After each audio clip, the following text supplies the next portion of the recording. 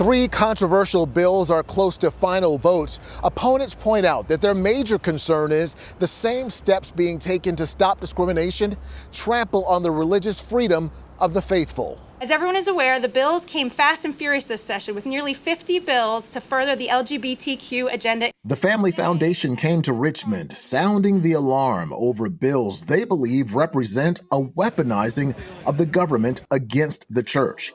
2, outlaw discrimination in public places based on factors such as gender and sexual orientation.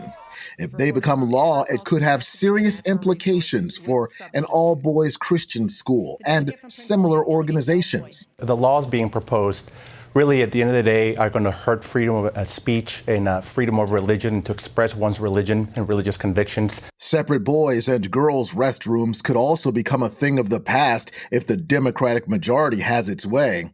A third bill would prohibit hiring and firing practices based on gender or sexual orientation.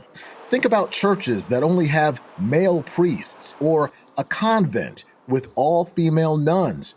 How far would it go? This is the first time we've ever seen something that affects quote unquote public accommodation, which is very vaguely defined and will sweep in anything that's essentially open to the public. And because people of faith have different views about what is sexuality and what are genders, they're going to come under the wrath of government for having a counter view. Opponents of the bills say the very rules meant to thwart discrimination would in fact heap it on them. We're very concerned that this could lead to persecution of our churches in various forms and penalties from the state simply because of our religious beliefs and convictions. On CBN News' Faith Nation, Regent University's Gerson Moreno-Riaño said he's very concerned about the potential expansion of the Attorney General's prosecutorial powers. To argue that the Attorney General, the chief law enforcement officer of the state of Virginia, could initiate civil actions based on what he or she may think is happening or what could happen.